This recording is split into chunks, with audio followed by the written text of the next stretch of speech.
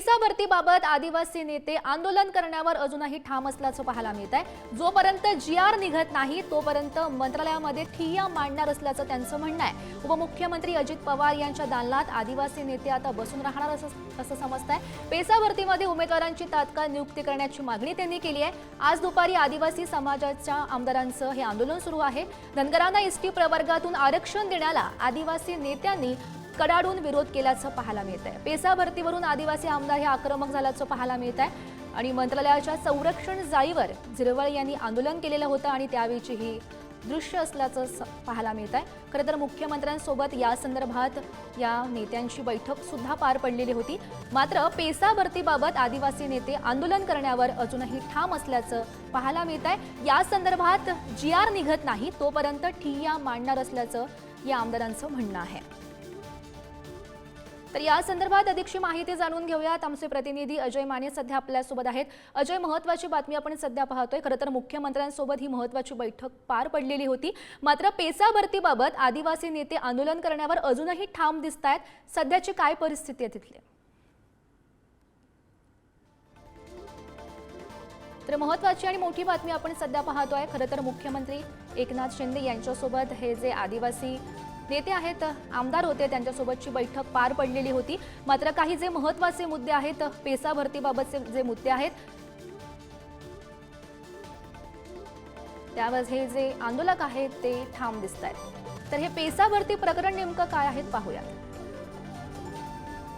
PESA म्हणजेच panchayat extension to schedule area act. 24 December 1996 रोजी हा कायदा अस्तित्वात आला। आदिवासी समाजाचा विकास आणि पारंपरिक हक्कांचं संरक्षण हा मूळ उद्देश याचा आहे। महाराष्ट्रातील 13 जिल्ह्यांचा यात समावेश होतो। राज्यघटनेच्या 5व्या अनुसूचीद्वारे अनुसूचित क्षेत्र निश्चित करण्यात आलेली आहेत। राज्यघटनेच्या 5व्या अनुसूचीद्वारे अनुसूचित क्षेत्र निश्चित यामध्ये करण्यात आलेले आहेत। ठाणे, पालघर, नाशिक, धुळे, नंदुरबार, जळगाव, अहमदनगर, पुणे, नांदेड यांचा यात समावेश आहे। आपण पेसा भरती प्रकरण नेमकं काय ते पाहतोय। अमरावती, चंद्रपूर, गडचिरोली आणि यवतमाळ या जिल्ह्यात पेसा कायदा लागू झाला। 2023 साली शासनानं 17 संवर्गातील विविध पदांच्या जाहिराती काढून भरती प्रक्रिया सुरू केलेली होती। प्रक्रिया अंतिम टप्प्यात असताना काही संघटनांनी याला उच्च न्यायालयात आव्हान सुद्धा दिलेलं होतं। तर पुन्हा एकदा आमचे प्रतिनिधी अजय माने यांच्याकडे जाऊयात। अजय, आपण पाहिलेलं होतं मुख्यमंत्री एकनाथ शिंदे यांच्यासोबत हे जे आमदार आहेत त्यांची बैठक पार पडलेली होती। मात्र पेसा भरतीबाबत हे जे आदिवासी नेते आंदोलन करण्यावर अजूनही ठाम दिसतायत। काय त्यांचं सध्याचं म्हणणं आहे? सध्याची परिस्थिती काय?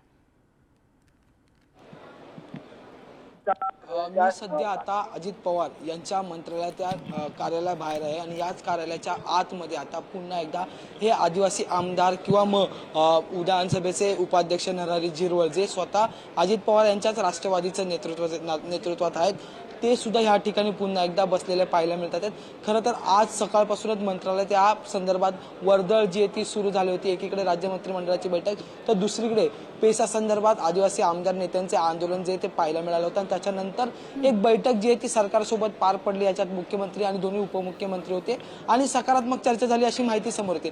पण आता हे आमदार मंडळी पुन्हा एकदा एकंदरीत अजित पवार यांच्या कार्यालयात दाखल झालेले आहेत आणि जोपर्यंत जीआर म्हणजे शासन निर्णय या संदर्भातला येत नाही तोपर्यंत आम्ही मंत्रालयातून बाहेर जाणार नाही अशी माहिती जी आहे ती समोर येताना पाहायला मिळते। त्यामुळे पुन्हा एकदा या सगळ्या आमदार मंडळींनी जी आहे ती अजित पवारांच्या कॅबिनमध्ये कूच केलेली पाहायला मिळते।